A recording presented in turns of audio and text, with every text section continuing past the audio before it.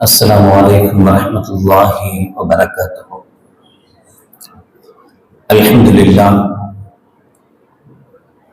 لله نحمده ونستعينه ونستغفره ونعوذ بالله من شرور أنفسنا ومن سيئات أعمالنا. من يهده الله فلا مضل له ومن يضلل فلا هادي له. ونشهد أن لا إله إلا الله وحده لا شريك له ونشهد أن سيدنا ومولانا محمدا عبده ورسوله.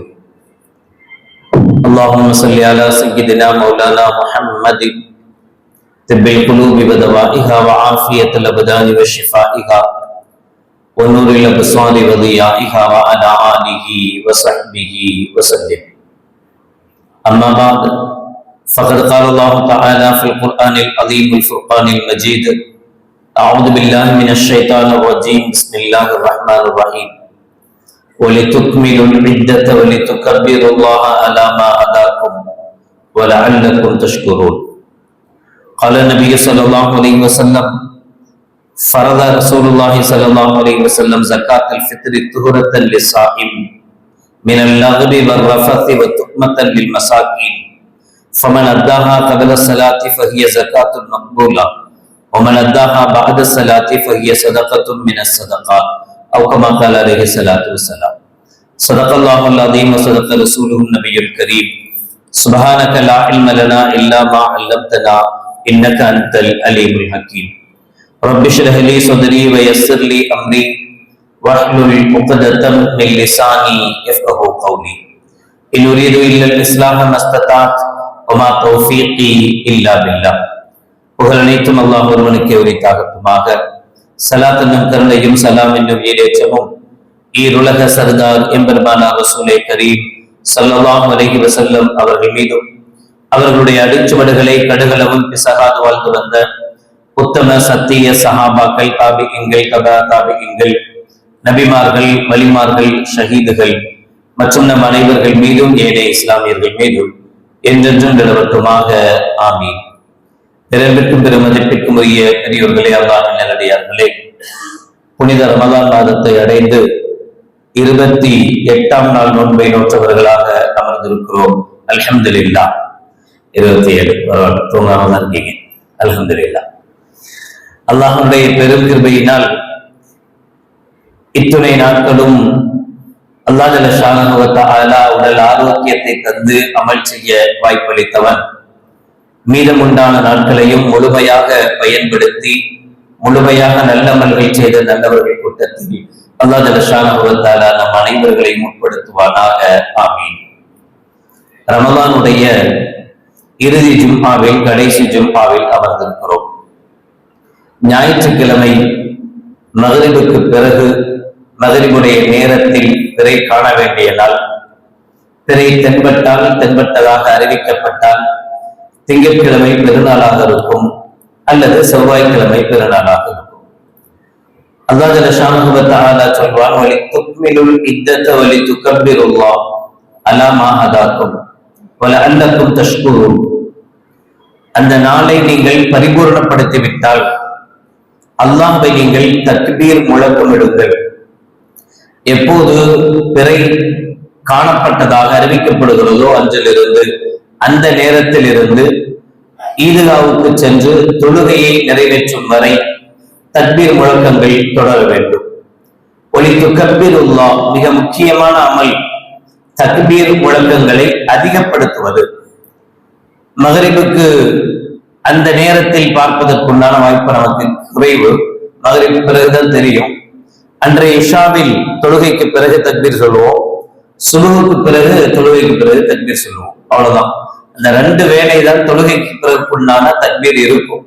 மற்றபடி ஈதுகாவுக்கு போன நேரத்தில், பள்ளிக்கு தொழுவதற்காக போன நேரத்தில் தக்பீரோட முடிஞ்சிடும். இது அல்லாமல் நாம் எப்போதெல்லாம் வாய்ப்பு கிடைக்குமோ அப்போதெல்லாம் அதிகமாக தக்பீரை முழங்கிக் கொண்டே இருக்க வேண்டும். அல்லாஹு அக்பர், அல்லாஹு அக்பர், லா இலாஹ இல்லல்லாஹ் வல்லாஹு அக்பர், அல்லாஹு அக்பர் வலில்லாஹில் ஹம்த் என்கிற இந்த தக்பீரை நம்மால் எவ்வளவு அதிகமாக முழங்க முடியுமோ அந்த அளவு அதிகமாக இதை நாம் முழங்கிக் கொண்டே இருக்க வேண்டும். ஈத் என்பது மீண்டும் மீண்டும் வருதல் என்கிற பொருளை உடையது. ஒவ்வொரு ஆண்டும் திரும்ப திரும்ப இந்த ஈத் பெருநாள் திரும்ப திரும்ப வந்து கொண்டிருக்கும். அந்த நாளில் அல்லாஹ் ஜல்ல ஷானஹு வ தஆலா இந்த பெருநாள் என்பது, ஈதுடைய நாள் என்பது, நான் எல்லோருக்கும் விருந்தளிக்கிற உபசரிக்கிற நாள் என்று ஸல்லல்லாஹு அலைஹி வஸல்லம் அவர்கள் சொல்வார்கள். எனவே அந்த நாளில் ஏழைகள் மற்றவர்கள் யாரும் பசியோடு இருப்பதை அல்லாஹ் விரும்புவதில்லை. எனவேதான் இந்த நாளிலும் கூட குறிப்பாக ஈதுல் ஃபித்ர் என்கிற இந்த ரமலானுடைய பெருநாளில் ஃபித்ரா என்கிற தானத்தை, ஜக்காத்தை நாம் கொடுத்து விட்டு தொழுகைக்காக வருவோம். இந்த தானத்தை பொறுத்தவரை சதகத்துல் ஃபித்ர் அல்லது ஜகாத்துல் ஃபித்ர் அல்லது ஃபித்ரா என்று சொல்லப்படுகிற இந்த தானத்தை பொறுத்தவரை கண்மணி நாயகம் ரசூலுல்லாஹி ஸல்லல்லாஹு அலைஹி வஸல்லம் அவர்கள் சொன்னார்கள், இந்த ஃபித்ருடைய ஜகாத் துஹ்ரன் லிஸாயிம் மினல் லஹ்வி வர்ரஃதி. நாம் நோன்பு வைத்தோம், அல்ஹம்துலில்லாஹ், முழுமையாக அந்த நோன்பு அல்லாஹ்விடத்தில் ஏற்றுக்கொள்ளப்பட்டதா? அந்த நோன்பை நாம் முறைப்படி நோற்றோமா? நோன்பு வைத்த நிலையில் தேவையில்லாத பேச்சுக்களை தவிர்த்து கொண்டோமா? நோன்பு வைத்த நிலையில் தேவையில்லாத பார்வைகளை, தேவையில்லாத இடங்களுக்கு செல்வதை தவிர்த்து கொண்டோமா? தேவையில்லாத வீணான விளையாட்டுகளில் ஈடுபடுவதை தவிர்த்து கொண்டோமா? ஒருவேளை நம்முடைய நோன்பு இதிலிருந்தெல்லாம் தவிர்த்து கொள்ள முடியாத நோன்பாக, தேவையற்ற காரியங்களில் ஈடுபட்ட நோன்பாக இருந்திருக்கும் பட்சத்தில் இந்த ஜகாத்துல் ஃபித்ர் என்பது அந்த நோன்பில் ஏற்பட்ட எல்லா விதமான குறைகளையும் நீக்கக்கூடியது, பரிசுத்தப்படுத்தக்கூடியது என்றார்கள் ஸல்லல்லாஹு அலைஹி வஸல்லம். வத்தும்மத்தன் லில் மசாக்கீன், அதுபோல மிஸ்கீன்களுக்கு உணவாக. இரண்டு காரணங்களை ஸல்லல்லாஹு அலைஹி வஸல்லம் அவர்கள் ஜகாத்துல் ஃபித்ருக்காக முன்வைக்கிறார்கள். ஒன்று, நம்முடைய நோன்பில் ஏற்பட்ட குறைகளை நீக்குவதற்காக, இன்னொன்று மிஸ்கீன்களுக்கு உணவாக. ஃபமன் அத்தாஹா கபில ஸலாத்தி ஃபஹிய ஜகாத்துன் மக்பூலா, யார் ஈதுடைய தொழுகைக்கு முன்பாக இந்த ஜகாத்தை கொடுத்து முடிப்பார்களோ அது ஜகாத்தாகவே அல்லாஹ்விடத்தில் ஏற்றுக்கொள்ளப்படும். ஒமன் அத்தாஹா பாத ஸலாத்தி, ஒருவேளை தொழுகைக்கு முன்பு கொடுக்க முடியாமல் இருந்தால் தொழுகைக்கு பின்பு எப்போது வாய்ப்பு இருக்குமோ அப்போது கொடுப்பார். அது ஃபஹிய ஸதகத்தும் மினஸ் ஸதகா, அது எப்போதும் நாம் செய்கிற தர்மத்தை போன்ற ஒரு தர்மம் என்று ஸல்லல்லாஹு அலைஹி வஸல்லம் அவர்கள் சொன்னதிலிருந்து ஃபித்ரா என்பது முடிந்தவரை தொழுகைக்கு முன்பாக, ஈதுடைய தொழுகைக்கு முன்பாக கொடுக்கப்பட வேண்டியது என்பதை நாம் உணர்ந்திருக்கிறோம். யார் கொடுக்கணும், யார் மீது சதகத்துல் ஃபித்ர் ஜகாத்துல் ஃபித்ர் அவசியம் என்றால், நாம் ஷாஃபி ரஹ்மத்துல்லாஹி அலைஹி அவர்களை பொறுத்தவரை அன்றைய தேவை, ஹஜ்ஜு பெருநாள் அப்படின்னா 4 நாள் பெருநாள், ஒரு நாள் பெருநாள், அப்புறம் 3 நாள் ஐயாமு தஷ்ரீக், அதுவும் பெருநாளுடைய நாள் தான். அன்னைக்கு நோன்பு வைக்கிறது ஹராம். அது அப்போ அந்த நாளுக்கும் சேர்த்து பணம் காசெல்லாம் இருக்கணும் தன்னுடைய குடும்பத்துக்கு. ஆனா இன்னைக்கு அப்படி கிடையாது. ஜகாத்துல் ஃபித்ர், இந்த ஈதுல் ஃபித்ர் என்பது ஒரு நாள் தான் பெருநாள், ஒரு நாள் தான் பெருநாள். அந்த பெருநாளைக்குண்டான செலவு தனக்கு, தன்னுடைய குடும்பத்தை சார்ந்தவர்களுக்கு, அத்தா அம்மா இருக்காங்க, பொன்னாட்டி பிள்ளைங்க இருக்கு, இவங்களுக்கெல்லாம் அவசியமான செலவு கண்டிப்பா நாம தான் செலவு செய்யணும். இவைகளுக்குண்டான ஒரு நாள் செலவுகள் போக, ஒரு நாள் செலவுன்னா ரேஷன் அரிசி கணக்கு போடணுமா, சாதா அரிசி கணக்கு போடணுமா, அல்லது ஒயிட் ரைஸ் கணக்கு போடணுமா அப்படின்னு கேட்டா, நீங்க அன்னைக்கு என்ன சாப்பிட போறீங்களோ அது பிரியாணி தான், ரைட், ஓகே, பிரியாணியே கணக்கு போட்டுக்கலாம். அதுவும் சிக்கன் வேணாம், மட்டன் தான், பரவாயில்ல. மட்டன் பிரியாணிக்கு என்ன செலவாகும்? மட்டன் பிரியாணி சாப்பிடணும், காலையில நாஸ்டாவுக்கு விதவிதமா நாஸ்டா செய்யணும், அல்ஹம்துலில்லாஹ், தாராளமா செலவு பண்ணுங்க. மதிய சாப்பாட்டுக்கு வெறும் பிரியாணி இருந்தா பத்தாது, சிக்கன் 65 வேணும், அது வேணும், ரைட், ஓகே, எல்லாம் அந்த நாள்ல ஒரு நாளைக்கு உங்க குடும்பத்துக்கு எவ்வளவு தேவைப்படுமோ, செலவினங்கள் தேவைப்படுமோ அத்துணை செலவினங்களும் போக, ஹலாலான செலவினம் அதை மட்டும் கொஞ்சம் சேர்த்துக்கணும், வேற ஒண்ணும் இல்லை. நம்ம ஹராமுக்கு சேர்த்துக்கூடாது. சேர்த்து அங்க போக வேண்டியது இருக்கு, அங்க 4 டிக்கெட் எடுக்கணும், இங்க போகணும், இங்க 7 டிக்கெட் எடுக்கணும், அதெல்லாம் கணக்கு போடக்கூடாது. ஹராமானவைகள் இல்லாம ஹலாலான விஷயத்துக்கு, இப்ப நீங்க உதாரணமா இங்க இருந்து மகாபலிபுரம் போகணும், பீச்சுக்கு போகணும் அப்படின்னு ஆசைப்படுறீங்க, அதுக்கு வேன் செலவாகும், பரவாயில்ல, கழிச்சுக்கலாம், தப்பு கிடையாது. அன்னைக்குண்டான உங்களுடைய சந்தோஷத்துக்கு, ஹலாலான சந்தோஷத்துக்கு என்னென்ன வாய்ப்புகள் இருக்குமோ அவ்வளவு செலவினங்களையும் கழித்தது போக மீதம் உண்டான காசு இருக்கு, அது ஜகாத்துல் ஃபித்ரை நிறைவேற்ற அளவுக்கு இருக்கு என்று சொன்னால், அப்படி இருக்கிற ஒவ்வொருத்தர் மீதும் ஜகாத்துல் ஃபித்ர் வாஜிபாகும். அவர் கொடுக்கணும். அவருக்கு மட்டும்தான் இருக்கு, பொண்டாட்டிக்கெல்லாம் இல்ல, இவ்வளவுதான் இருக்கு அப்படின்னா அதை மட்டும் கொடுக்கலாம். மனைவி மக்களுக்கு சேர்த்து பணம் இருக்கு அப்படின்னா மனைவி மக்களுக்கு சேர்த்து கொடுக்கணும். அபூ ஹனீஃபா ரஹ்மத்துல்லாஹி அலைஹி அவர்களை பொறுத்தவரை அன்றைய தேவைகள் போக, அன்னைக்கு உண்டான முழு தேவைகள் போக, நிசாபினுடைய ஜக்காத்து கொடுக்கும் போது நிசாப் இப்போதைக்கு நம்ம முன்னாடி பார்த்தோம்ல சுமார் 69,000 சுற்று ரூபாய் வருது. 612 கிராம் வெள்ளியினுடைய ரேட் 70,000 ரூபான்னு வச்சுக்கீங்க. இது போக 70,000 ரூபாய் பணம் ஒருத்தரிடத்தில் இருந்தால், இந்த 70,000 ரூபாய் பணம் அப்படிங்கிறத சாதாரணமா ஜக்காத் கணக்கிடும் போது தங்கம், வெள்ளி அல்லது நம்முடைய ஜாமான்கள், நம்முடைய வியாபார பொருட்கள், இதை மட்டும்தான் கணக்கு வைப்போம். ஆனா இப்போ அப்படி கணக்கு வைக்க கூடாது. ஒருத்தருக்கு சொந்த வீடு இருக்கு, ஒருத்தருக்கு சொந்த வீடு இருக்கு, சொந்த வீடு ஜக்காத்து சொந்த வீட்டுல இருக்கிறாரு, ஆனா அவருக்கு காசு சாப்பாட்டுக்கு உண்டான வழி இல்ல, அவருக்கு ரொம்ப சிரமப்படுறாரு அப்படின்னா ஜக்காத்து கொடுக்கலாம். ஆனா ஜக்காத்துல் ஃபித்ரை பொறுத்தவரை சொந்த வீட்டினுடைய வேல்யூ என்ன? சொந்த வீட்டினுடைய வேல்யூ 70,000 ரூபாயை தாண்டுனா அவர் ஜக்காத் கொடுக்கணும், ஃபித்ரா வாங்க கூடாது. அவர்கிட்ட கொண்டு போய் ஃபித்ரா அரிசியை கொடுக்க கூடாது, அவர்கிட்ட ஃபித்ராவை ஒப்படைக்க கூடாது, அவர் ஜக்காத்தை கொடுக்கணும், வேல்யூ. அதே மாதிரி 2 பைக் இருக்கு, 3 கார் இருக்கு, இது ஒரு கார் அவசிய தேவை, ஒரு பைக் அவசிய தேவை, இதெல்லாம எக்ஸ்ட்ரா இருக்கிறது அவசியம் இல்லாததுல வந்துடும். அதனுடைய ரேட் 60,000 ரூபாயை தாண்டினாலும் அவர் ஜக்காத் கொடுக்க வேண்டிய, ஜக்காத்துல் ஃபித்ரை கொடுக்க வேண்டிய கடமைக்குள்ளவராக ஆயிடுவார். அது மாதிரி வீட்டுல உள்ள பொருட்கள் கூட அவசிய தேவைகள் போக எக்ஸ்ட்ரா ஷோகேஸ்ல வச்சிருக்கோம்ல, அந்த பொருட்களுடைய வேல்யூ 60,000 ரூபாய் இருந்தாலும் ஜக்காத்துல் ஃபித்ர் என்பது அவசியமாகும். எவ்வளவு கொடுக்கணும்? இமாம் அபூ ஹனீஃபா ரஹ்மத்துல்லாஹி அலைஹி அவர்களை பொறுத்தவரை 1 கிலோ 622 கிராம், 1.25 கிலோன்னு வச்சுக்கோமே, 1.25 கிலோ அரிசி, கோதுமை அல்லது அதனுடைய கிரயம் எதுவா இருந்தாலும் ஓகே, பிரச்சனை இல்லை. நாம சாப்பிடக்கூடிய அரிசியா இருக்கும். நான் எப்பவுமே சொல்றது உண்டு, ஒரு சில இடங்கள்ல ஒரு ரேட் பிக்ஸ் பண்ணுவாங்க, இந்த ரேட் இருக்கலாம். இப்போ கூட ஜமாத்துல் உலமா ரேட் பிக்ஸ் பண்ணிருக்காங்க. கோதுமையினுடைய 1.25 கிலோ கோதுமையினுடைய அளவு சுமார் 90 ரூபாய். அப்ப இந்த 90 ரூபாயை விட நம்மளுடைய ஜக்காத்துல் ஃபித்ர் குறையக்கூடாதுன்னு பிக்ஸ் பண்ணிருக்காங்க. ஆனா இது நிரந்தரம் அல்ல. நாம எதை கொடுக்கிறது சிறப்பு அப்படின்னா, நாம என்ன சாப்பிடுறோம், என்ன அரிசி சாப்பிடுறோம், கிலோ என்ன ரேட்டு. 50 ரூபாய்க்கு 1 கிலோ அரிசி வாங்கி சாப்பிட்டா 1.25 கிலோ அரிசி எவ்வளோ, 2 கிலோனா 100 ரூபா ஆகுதா, கிட்டத்தட்ட அது வருது. அதை விட அதிகமான ரேட் உள்ள அரிசியா இருந்தா அதுக்கு தகுந்த மாதிரி நாம சாப்பிடக்கூடிய உணவு, நாம ரேஷன் அரிசியை சில சமயம் சாப்பிடுவோம், அதிகமா பொன்னி அரிசி வாங்குறோம் அப்படின்னா அதிகமா என்ன சாப்பிடுறோமோ அந்த ரேட் தான் வைக்கணும். இல்ல என்னைக்காச்சும் ஒரு ரேஷன் அரிசி சாப்பிடுவோம், 3 ரூபா 30 பைசா கிலோ அப்படின்னு என்ன செய்யக்கூடாது, கணக்கு வைக்க கூடாது. எப்பவும் வளமையாக நாம என்ன உணவு சாப்பிடுறோமோ அந்த உணவுக்கு உண்டான ஜக்காத்துல் ஃபித்ர் அதைத்தான் அவங்க அடுத்தவங்களுக்கு கொடுக்குறோம். நம்மளை சுத்தி இருக்கிறவங்களுக்கு தானே ஜக்காத்துல் ஃபித்ர் கொடுக்குறோம். நம்மளை சுத்தி இருக்கிறவங்க கோதுமையா சாப்பிடுறாங்க, அரிசி தானே சாப்பிடுறாங்க, அரிசி தானே அவங்க. இன்னும் சொல்ல போனா இத ஜக்காத்துல் ஃபித்ர் கொடுப்பதற்கு உண்டான நோக்கமே அன்றைய நாளை, பெருநாளுடைய நாளில் அவங்க பசியா இருக்கக்கூடாது என்பதற்காக வேண்டிதான் கொடுக்குறோம். அப்ப கூட பெருநாள் அன்னைக்கு நம்ம வீட்டுல எல்லாம் பிரியாணி தான் ஆக்குவோம் அப்படின்னா, அப்ப நம்ம யாருக்கு அரிசி கொடுக்குறோமோ அவங்களுக்கு பிரியாணி அரிசி கொடுக்கறது தானே பெஸ்ட். அவங்க மட்டும் சும்மா சாதா சாப்பாடு சாப்பிடலாமா? நம்ம பிரியாணி அரிசி போட்டு பிரியாணி சாப்பிடுறோம்னா அப்ப ஜக்காத்துல் ஃபித்ர் யாருக்கு கொடுக்குறோமோ, என்ன நியத்துல கொடுக்குறோம், எதுக்காக கொடுக்குறோம், அவங்க அன்னைக்கு நிம்மதியா சாப்பிட்டு இருக்கணும் தானே. அப்ப நல்ல அரிசி, உயர் ரகமான அரிசிய, நல்ல அரிசியை கொடுப்பதுதான் முறை.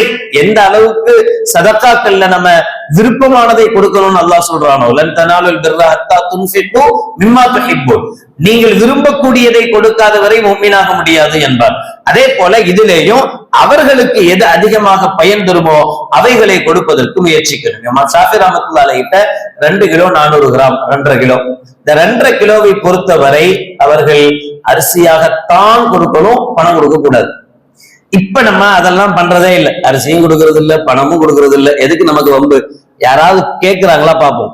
நாங்க ஃபித்ரா வாங்கி நாங்க கொடுத்துடுறோம், ஏழைகளுக்கு தகுதியானவங்களுக்கு கொண்டு போய் கொடுத்துடுறோம், நீங்க எங்கள்கிட்ட ஃபித்ராவை கொடுத்துருங்கன்னா நமக்கு நிம்மதியா போச்சு, பிரச்சனையே இல்லை.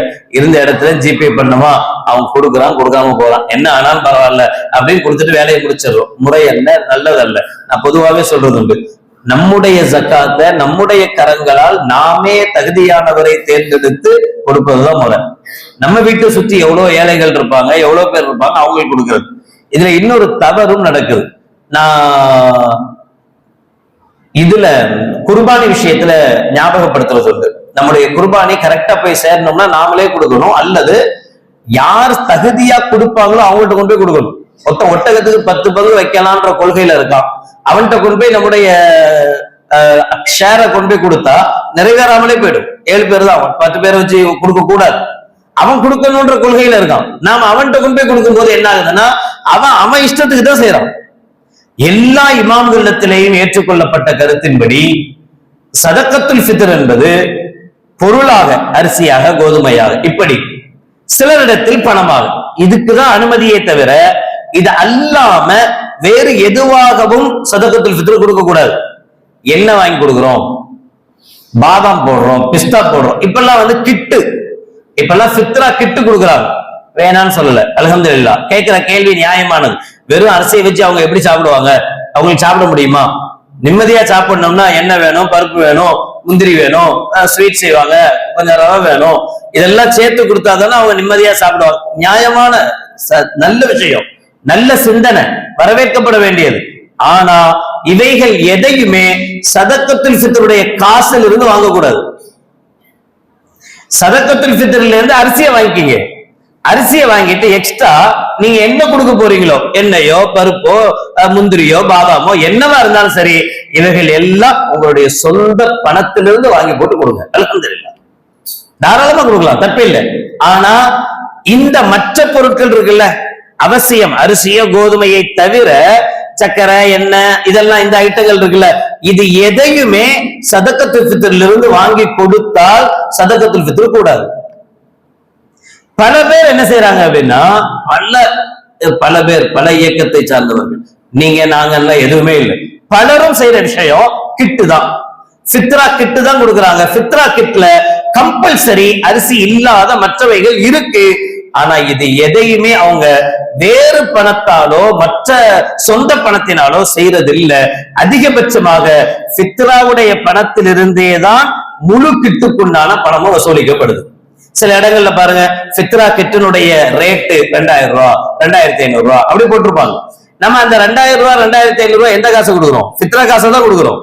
அந்த முழு கிட்டுக்கு முன்னான பணமா தான் அதை அவங்க வாங்குறாங்க. வாங்கி முழு கிட்டுக்கு தான் அதை யூஸ் பண்றாங்க. அப்படி யூஸ் பண்ணும் போது நாம ஒரு நாள் கொடுக்க வேண்டிய தொகையை, ஒரு நாள் கொடுக்க வேண்டிய தர்மத்தை கூட நாம முறையற்றவர்களிடத்தில் கொடுத்து அது முறையற்ற அளவில் போய் சேர்ந்து விடுகிறது என்பதை கவனமாக நாம இருக்கணும். அதனால் நம்மளால் முடிந்த வரை நாமே அவைகளை கொண்டு வந்து முடிந்தவர்களிடத்தில் கொடுப்பது மிக மிக சிறப்பு. நம்முடைய ஜக்காத்தை, நம்முடைய சதக்கத்துல் ஃபித்ரை நாம் வீணாக்கி விடக் கூடாது.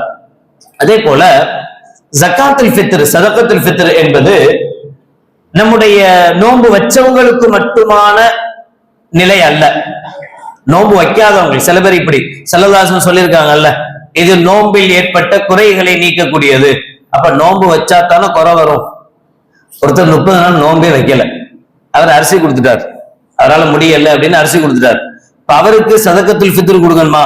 நோன்பு வச்சாதானே குறை வரும், குறை வந்தாதானே சதக்கத்துல் ஃபித்ர்னு நினைக்க கூடாது. நோன்பு வைக்காதவங்களுக்கும் சதக்கத்துல் ஃபித்ர் கடமை. எந்த அளவுக்கு அப்படின்னு சொன்னா, அன்று ஒரு குழந்தை, இன்னைக்கு ஒரு புள்ள பிறகுதுன்னு வச்சுக்குவோம், ஞாயிற்றுக்கிழமை மகரிப் தான் பெரிய பார்க்க போறோம், பெற பார்க்கறதுக்கு முன்னாடியே ஒரு புள்ள பிறந்துச்சுன்னா அந்த புள்ள ரமலான்ல பிறந்த புள்ள, ஷாபான் பெற பார்க்கறதுக்கு முன்னாடி ரமலானில் பிறந்த புள்ள. ரமலானில் ஒரு குழந்தை பிறந்திருந்தால் அந்த குழந்தைக்காக வேண்டியும் தகப்பன் சதக்கத்துல் ஃபித்ர் கொடுப்பது அவசியம். அப்போ வெறும் வயசானவங்க யாரா இருந்தாலும் சரி அவங்களுக்காக. ஒருவேளை அத்தா இருக்கிறாரு, அத்தாவுக்கு வருமானம் இல்லை, அவரால் கொடுக்க முடியாது, மகன் கொடுக்கணும். மகன் இருக்கிறாரு, அவருக்கு வருமானம் இல்லை, சின்ன பிள்ளையா இருக்கிறாரு, அல்லது அவர் வருமானம் இல்லாதவரா இருக்கிறாரு, அத்தா கொடுக்கணும். அத்தா பிள்ளைக்காக, பிள்ளை அத்தாவுக்காக, இதெல்லாம் கம்பல்சரி வாஜிப், அவசியமா கொடுத்தே ஆகணும். ஒரு கணவன் தன்னுடைய மனைவிக்காக கொடுத்தே ஆகணும். கணவன்கிட்ட காசு இல்ல, மனைவி நல்லா இருக்கிறாங்க அல்ஹம்துலில்லாஹ், மனைவி சதக்கத்துல் ஃபித்ர் கொடுத்துட்டாங்க. கணவன் சதக்கத்துல் ஃபித்ர் கொடுப்பதற்குண்டான தகுதி இல்லாம கம்மியானவரா இருந்தா, மனைவி தன்னுடைய கணவனுக்காக கொடுப்பதாக இருந்தா கணவனிடத்தில் அனுமதி வாங்கணும். நான் உங்களுக்காக கொடுக்குறேன் அப்படின்னு சொல்லணும். கணவன் சரின்னு சொல்லணும். ஏன்னா மார்க்கம் செலவு செய்யும் பவரை ஆணுக்கு தான் கொடுத்திருக்கு, பெண்ணுக்கு இல்ல. கணவன் மனைவிக்கு செலவு செய்வது அவசியம், செலவு செஞ்சுதான் எல்லா காலமும் மனைவிக்கு சோறு போடணும். ஆனா எந்த மனைவிக்கும் கணவனுக்கு சோறு போடுவது அவசியம் அல்ல. அவளா விருப்பப்பட்டு போட்டா உண்டு, சாப்பிட்டுக்க வேண்டியதுதான்.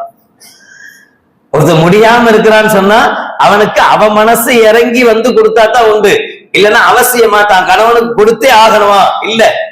அதனால இவருடைய சதக்கத்துல் ஃபித்ர மனைவி கொடுக்க வேண்டிய அவசியம் இல்லை. அதனால மனைவியினுடைய அனுமதியின் பேரில், நம்ம வீட்டுல உள்ளவங்க அப்படி இருக்க மாட்டாங்க. அல்ஹம்துலில்லாஹ், நம்மள பசியை போட்டு நம்மள பட்னியா போட்டு அவங்களா சாப்பிட போறாங்க? நாம சாப்பிடுறவரை பசியோட பட்னியோட இருந்து நாம சாப்பிட்ட பிறகு அந்த தட்டுல சோத்தை போட்டு நம்ம மனைவி சாப்பிடுற காலம் இல்ல, அது ஒரு காலம். இந்த காலத்துல இருக்கிறார் சில மனைவிகள் நல்லவங்க இருக்கிறார். அப்ப அப்படியே நினைக்க வேணாம். அப்ப அவங்க கொடுக்கிறதா இருந்தா மார்க்கம் சொல்ற விஷயம், கணவன்கிட்ட ஒரு வார்த்தை சொல்லிக்கணும், உங்களுடைய சதக்கத்துல் ஃபித்ர நான் கொடுக்கிறேன் அப்படின்னு சொல்லிட்டு கொடுக்கணும். நம் ஷாஃபி ரஹ்மத்துல்லாஹி அலைஹி பொறுத்தவரை சதக்கத்துல் ஃபித்ருடைய அந்த நாள், ஈதுடைய நாள் மக்ரிபில இருந்து ஸ்டார்ட் ஆயிடும். இப்ப ஞாயிற்றுக்கிழமை பெற பாக்குறோம், பெற பார்த்துட்டோம் அப்படின்னா அந்த நேரத்துல இருந்து சதக்கத்துல் ஃபித்ர கொடுக்க ஆரம்பிக்கலாம், தொழுகை முடிகிற வரைக்கும். அபூ ஹனீஃபா ரஹ்மத்துல்லாஹி அலைஹி பொறுத்தவரை காலையில ஃபஜ்ர்ல இருந்து தான் நேரமே ஸ்டார்ட் ஆகும். அதனால ஃபஜ்ருக்கு பிறகு ஆரம்பிச்சு தொழுகையினுடைய நேரத்துக்கு முன்பாக கொடுத்து முடிக்கிறதுக்கு முயற்சி பண்ணணும். ஒருவேளை நமக்கு அதெல்லாம் ரொம்ப ரிஸ்க், டைம் இல்ல, தொழுகை மிஸ் ஆகிடும் அப்படின்ற பிரச்சனைகள் இருந்தா இரவோடு இரவாக அந்த உருபு ஷம்ஸில் இருந்து மக்ரிபுடைய நேரத்திலிருந்தே கொடுத்தாலும் கூடும். ஒரு விஷயத்தை நபிகள் நாயகம் ஸல்லல்லாஹு அலைஹி வஸல்லம் தெளிவாக சொல்றாங்க. அதாவது ஒருவர் இந்த நேரத்துக்குள் கொடுத்தால்தான் அதுக்கு பேர் சதக்கத்துல் ஃபித்ர். தொழுகைக்கு முன்னாடி அதை கொடுத்துட்டாதான் அதுக்கு பேர் சதக்கத்துல் ஃபித்ர். அதை கொடுக்காம விட்டுட்டாரு அப்படின்னு சொன்னா, சரி அதான் தொழுகை முடிஞ்சிச்சு, பெருநா முடிஞ்சிச்சு, ஏன் கொடுக்கணும்னு நினைக்க கூடாது. கொடுக்க வேண்டிய கடமை இருந்துட்டே இருக்கும், அதனால கொடுக்கணும். கொடுத்தா இது சதக்கத்துல் ஃபித்ர் ஆகுமா? அப்படி ஆகாது, சாதாரண சதக்காவாகும், ஆனா கொடுக்கணும். சாதாரண சதக்கா செஞ்சா என்ன நன்மை கிடைக்குமோ அந்த நன்மை தான் கிடைக்கும். சதக்கத்துல் ஃபித்ருடைய நன்மை கிடைக்காது. ஆனா அவர் என்ன செய்யணும்? கம்பல்சரி கொடுத்தே ஆகணும். தன்னுடைய குடும்பத்தில் உள்ள சதக்கத்துல் ஃபித்ர் எல்லாத்தையும் சேர்த்து, ஒரு 5 பேர் இருக்கிறோம், 5 பேருக்கு உண்டான முழு 2.5 கிலோ அப்படின்னா கிட்டத்தட்ட 12.5 கிலோ ஆயிடுச்சு. இந்த 12.5 கிலோ அரிசியையும் ஒரே ஆளுக்கு கொடுத்துடலாமா? தாராளமா கொடுக்கலாம், பிரச்சனை இல்லை. சரி அப்படிலாம் கொடுக்க முடியாது, 10 பேர் ரெடியா இருக்கிறாங்க, எங்களுடைய அரிசி எதிர்பார்த்துட்டு இருக்கிறாங்க, அதனால எல்லாத்துக்கும் பிரிச்சு பிரிச்சுதான் கொடுக்கணும், பிரிச்சு கொடுக்கலாம். ஒரு ஃபித்ராவை பலதா பிரிக்கிறது நல்லதல்ல. 2.5 கிலோ அரிசிய 5 பொட்டலம் போடக்கூடாது. 1/2 கிலோவா போட்டு 5 பொட்டலமா போட்டு ஒருத்தருக்கு தான் ஃபித்ரா கொடுக்கிறது, ஆனா அதை 5 பேர் கொடுக்கிறது, அப்படி கொடுக்கிறது நல்லதல்ல. ஒருவருடைய ஃபித்ராவை ஒரு ஆளுக்கு முழுசா கொடுக்கிறது தான் நல்லது. பலருடைய ஃபித்ராவை ஒரே ஆளுக்கும் கொடுக்கலாம், தப்பில்லை. அல்லது ஒவ்வொருத்தருடைய ஃபித்ராவை ஒவ்வொரு ஆளுக்காக என்றும் நம்ம கொடுப்பது கூடும். குறிப்பா கண்மணி நாயகம் ஸல்லல்லாஹு அலைஹி வஸல்லம் அவர்கள் ரமலானுடைய அந்த பெருநாளுடைய அந்த நாளில் சொல்ற வார்த்தை, அகின்னூஹும் அனித் தவாஃபி ஃபீ ஹாதல் யௌம். இந்த நாள்ல மற்றவர்களை, ஏழைகளை சுற்ற விடாமல் நீங்கள் பாதுகாத்துக் கொள்ளுங்க. உங்களை தேடி அவங்க வர்ற மாதிரி வச்சுக்காதீங்க, அவங்கள தேடி சென்று நீங்க அவங்களுடைய தேவையை நிறைவேற்றுங்க. இந்த நல்ல நாள்ல கூட அவங்க அப்படி இப்படிமா வந்து உங்கள்கிட்ட வந்து நிக்கணும்ன்ற அவசியம் இல்லை. இன்னொரு விஷயம் பார்க்கணும், இது கம்பல்சரி முஸ்லிம்களுக்கு தான் கொடுக்கணும், முஸ்லீம் அல்லாதவங்களுக்கு கொடுக்க கூடாது. அப்போ புர்கா போட்டவங்க எல்லாம் நம்ப கூடாது. எவ்வளவு இடத்துல புர்கா போட்டு வாங்குறாங்க, வாங்கிட்டு அங்க போய் அரிசி எல்லாம் செலக்ட் பண்ணவங்க புர்கா கழட்டி உள்ள வச்சு தூக்கி போடுறாங்க மொத்தமா. ஜக்காத்தே நிறைவேறாம போயிடு. தெரியாம கொடுத்துட்டா தப்பில்லை, நமக்கே சந்தேகமா இருக்கு, இது அப்படி தெரியலையே அப்படின்னு சந்தேகமா இருந்தா கொடுக்க கூடாது. யார் நமக்கு முஸ்லிம்களாக இருக்கிறாங்க, ஏழைகளாக இருக்கிறாங்கன்னு தெரிய வருதோ அதனாலதான் அந்த கஷ்டமாவது படமே. இப்போ ஹஜ்ஜி பெருநாளையாவது பரவாயில்ல, குர்பானி கொடுப்போம், எல்லாத்துக்கும் கறி கொடுக்க வேண்டிய வேலை இருக்கும். ஈதுல் ஃபித்ர்ல என்ன வேலை இருக்கு? சுபஹ் தொழுத பின்னாடி திரும்ப குளிச்சுட்டு ஈதுக்கு வரணும், அவ்வளவுதானே. வேற என்ன வேலை? கறி வாங்கி கொடுக்கணுமோ வீட்டுக்கு? ஆமா, அந்த ஒரே ஒரு வேலை இருக்கும். அது முன்னாடியே வாங்கி வச்சுட்டா ரொம்ப சிறப்பு. அது அல்லாம வேற ஒண்ணும் பெரிய வேலை எதுவும் கிடையாது, நம்மளுடைய சொந்த வேலை தான் இருக்கும். இதுக்குன்னு சொல்றது தொழுகை மட்டும்தான், வேற ஒண்ணுமே இல்லை. அப்ப இதையாவது கொஞ்சம் எடுத்துட்டு அதுக்குன்னு கொஞ்சம் மெனக்கெடுத்து போய் தகுதியானவர்களை பார்த்து கொடுப்பதுதான் முக்கியம். அது நூகும் அனி தவாஃபி ஃபீ ஹாதல் யௌம். இந்த நாள்ல ஏழைகளை தேடி சென்று உதவுங்கள் என்கிறார்கள் கண்மணி நாயகம் ரசூலுல்லாஹி ஸல்லல்லாஹு அலைஹி வஸல்லம் அவர்கள். அல்லாஹ் ஜல்ல ஷானஹு வ தஆலா புனிதமான இந்த ரமலானில் என்னென்ன அமல்கள் செய்தோமோ அத்துணையும் அல்லாஹ் இஹ்லாஸானதாக ஏற்றருள் புரிவானாக. வரக்கூடிய நாட்களிலேயும் முழுமையாக அமல் செய்யும் பாக்கியத்தை தருவானாக. சதகத்துல் ஃபித்ரை தகுதியான நபர்களிடத்தில் கொண்டு போய் சேர்த்து அதன் மூலம் பயன் பெற்ற நல்லவர்கள் கூட்டத்தில் அல்லாஹ் நம் அனைவர்களையும் சேர்த்தல் புரிவானாக. புனிதமான அந்த நாளை மகிழ்ச்சியோடு வரவைத்து மகிழ்ச்சியோடு சந்தோஷமாக அல்லாஹ்வுக்கும் ரசூலுக்கும் பொருத்தமான முறையில் கொண்டாடும் பாக்கியத்தை அல்லாஹ் நம் அனைவர்களுக்கும் நசீபாக்கி தருவானாக. வாஹிரு தஅவானா அல்ஹம்துலில்லாஹி ரப்பில் ஆலமீன். அஸ்ஸலாமு அலைக்கும் வரஹ்மத்துல்லாஹி வபரகாத்துஹு.